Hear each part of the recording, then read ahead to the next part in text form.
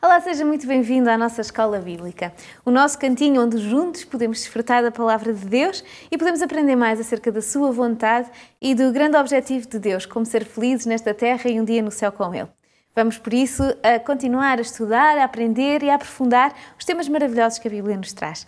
Para tal, hoje contamos com a presença do nosso querido pastor João Catarino. João Catarino, obrigado por estares aqui connosco. Olá Rita, viva, prazer é todo meu e continuamos a estudar a Bíblia do Senhor juntos. E por isso, porque queremos falar de Deus, queremos compreender, conhecer e, acima de tudo, aprender mais de Deus, vamos já começar com a nossa aula bíblica. E vamos começá-la, como sempre, com o nosso sumário. João, qual é o sumário de hoje? O sumário leva-nos de volta outra vez à Babilónia. Isto porquê? Porque a Babilónia não somente se embriaga com o vinho da sua prostituição, como ainda embriaga também as nações à sua volta. Portanto, tem uma influência geral, generalista, vamos dizer assim, que transcende as suas próprias fronteiras.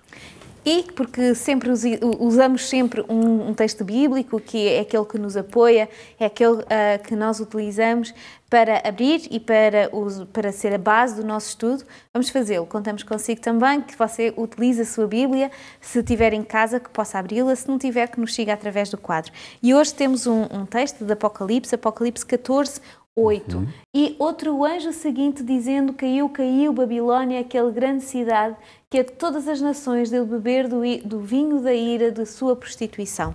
João, este é um texto que, fora do contexto, se nós olharmos só assim para ele, não conseguimos perceber muito. Há um anjo que nos diz que há uma Babilónia que vai cair, mas que vai beber da ira, não é? Da sua prostituição. Vemos aqui quase uma vingança ou uma consequência de uma ação. Explica-nos melhor o que é que este texto nos quer dizer, o que é que ele é importante para nós. Esta é uma história longa. Longa porque... Temos 10 minutos. Temos 10 minutos. Mas é uma história longa que podemos resumir, porque algumas pessoas dizem que a Bíblia resume-se a uma história de duas cidades. Jerusalém por um lado e por outro lado Babilónia. Jerusalém é a cidade de Deus, portanto onde se encontra o povo de Deus, e também a cidade da verdadeira adoração. Em oposição a isto aparece Babilónia, portanto a cidade, vamos dizer, da contrafação, a cidade da violência, da opressão exercida sobre o povo de Deus, como já vimos também no passado, da falsa religião e, sobretudo agora, para nós hoje, neste estudo que vamos fazer, interessa-nos este ponto, cidade também simbólica da rebelião aberta contra Deus. Nós vemos isso em várias etapas da Bíblia, quando fala-se em relação à Babilónia. Mas se nós pensarmos, por exemplo, na Torre de Babel... Exatamente, foram homens que se rebelaram contra Deus. Está tudo ligado. Já agora a palavra hebraica para a Torre de Babel, neste caso para Babel, é exatamente a mesma palavra para Babilónia. Portanto, que significa grande confusão, grande mistura, um sincretismo, um pluralismo onde ninguém se entende. A verdade é que quando nós olhamos para a Torre de Babel, nós encontramos aqui vários paralelos que nos ajudam a perceber melhor este espírito de Babilónia e este vinho, não é? Estas falsas doutrinas e estes falsos ensinamentos que são veiculados através de Babilónia. Ou seja, nós conseguimos tirar ideias de Babilónia e ideias de Babel e elas duas têm características que nos podem ajudar a compreender este texto. Exatamente, sem dúvida alguma. Não é só o nome que elas têm em comum. Não. Por exemplo, se nós voltarmos o nosso pensamento para a Torre de Babel, nós para o fazermos temos que voltar ainda ao pensamento um pouco mais atrás. Portanto, para o projeto divino no momento da criação, para o momento em que Deus idealiza, projeta e reflete sobre aquilo que será o nosso destino enquanto seres humanos criados. E Deus tinha claramente isso logo no início: multiplicai-vos e enchei a terra, espalhai-vos. E a verdade é que este era o destino, vamos dizer, o projeto que Deus tinha, que a terra se enchesse de seres humanos, não caídos, naturalmente, não foi o projeto de Deus, mas seres perfeitos, criados à imagem e à semelhança do Criador. Por outro lado, nós vemos também aqui, dentro do quadro ainda inicial da criação de Deus, que Deus coloca um limite ao ser humano. Portanto, apresenta-lhe o Jardim do Éden, depois de lhe ter apresentado todas as árvores das quais Adão e Eva se poderiam alimentar, mostra-lhe uma árvore especial e diz-lhe: desta árvore vocês não podem comer, porque no dia em que comerdes dela, certamente ireis morrer. Agora, o que é que isto nos interessa? Já agora abrimos aqui uma janela porque uma vez uma criança disse-me assim, estava a explicar precisamente esta parte de Deus ter colocado uma árvore, portanto a árvore da ciência do bem e do mal, não é? E que de alguma forma era um limite e que Adão e Eva não poderiam comer dessa árvore. E a criança disse de forma espontânea, porque são assim que elas se expressam, então, mas se Deus não queria que eles comessem do fruto desta árvore, porquê que a colocou lá no jardim? Eles têm estas, enfim, são muito espontâneos, não é? Mas não deixa de ter sua razão. Exatamente. Nós temos que responder a esta questão, porquê que Deus colocou lá a árvore se não queria que eles comessem da árvore? Precisamente para que eles tivessem consciência, e esta árvore era o símbolo dessa consciência, vamos dizer assim, era a expressão visível de que eles continuariam a ser homens e mulheres, seres criados, não criador. Portanto, digamos que seria ali a barreira visível que distinguia entre Deus e o ser humano. E nós precisamos disso. Exato. Rita, Deus criou, porque é que meteu lá a árvore? Precisamente porque nós precisamos de limites para sermos pessoas equilibradas, pessoas, vamos dizer, de alguma forma orientadas e de bem na sua vida em geral. Se não temos limites, conhecemos N histórias, muitas histórias, é verdade, de crianças que não têm limites, que os pais não conseguem dizer não e o desequilíbrio que isso causa também. Então, exato, para sermos ficam felizes... doentes, literalmente doentes. Sim, para sermos felizes precisamos disto. Agora, o que é que isto interessa? Apesar de tudo isto, voltamos à Torre de Babel. Porquê?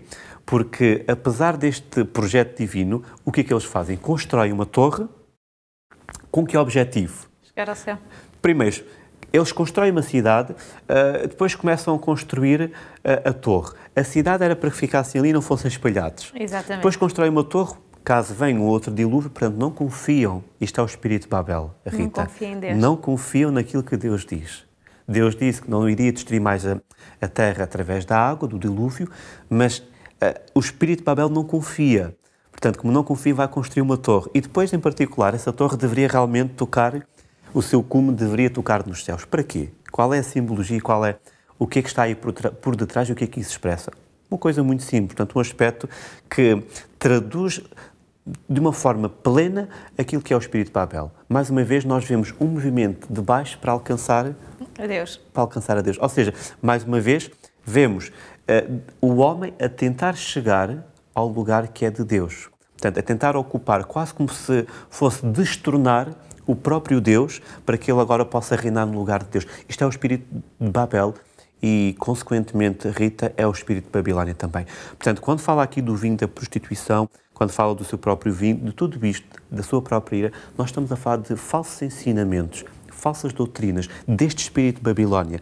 Este espírito que procura substituir o Criador pela criatura, que procura direcionar a mente dos adoradores não para o Criador, mas para a criatura. Portanto, quando nós falamos realmente de toda esta passagem bíblica, é isto que está em mente. Portanto, o espírito de Babilónia. Claro que isto tem a ver, e temos que o dizer novamente, com falsos ensinamentos, falsas doutrinas. No fundo, tudo isto é o espírito de Babilónia. Tudo aquilo que não é correto, tudo aquilo que não é de Deus, tudo aquilo que se opõe a Deus, é exatamente isto que traduz melhor este retrato de Babilónia. É como elas fossem o representante do pior que há no homem, não é? O orgulho, tudo o pior que há no homem está representado nestas duas cidades e consegue ser visível e palpável aquilo que nós, intelectualmente, muitas vezes odiamos. Às vezes pomos em prática sem querer, mas aquilo que nós sentimos e sabemos que é mau, estava representado lá, não estava? Sim, sem dúvida alguma. Aliás, Babilónia torna-se o símbolo do orgulho do ser humano, mas também da sua inevitável queda. Porque o anjo do Senhor que tu leste no início diz, caiu a grande Babilónia.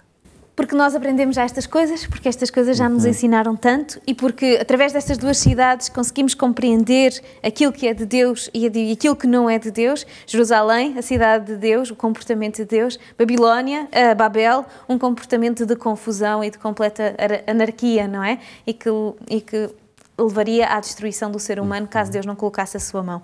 Mas isto podemos aprender, mas podemos aprender pondo em prática, porque olhamos para estas cidades, compreendemos o texto, mas o que é que isto é importante para mim? Qual é a diferença que este texto pode fazer na minha vida? É muito importante porque Babilónia é uma força para o mal que se espalhou entre as nações. Portanto, o espírito de Babilónia continua entre nós e terá uma expressão visível muito forte no final dos tempos. O que é que eu devo fazer? O que é que aqueles que nos acompanham podem e devem fazer?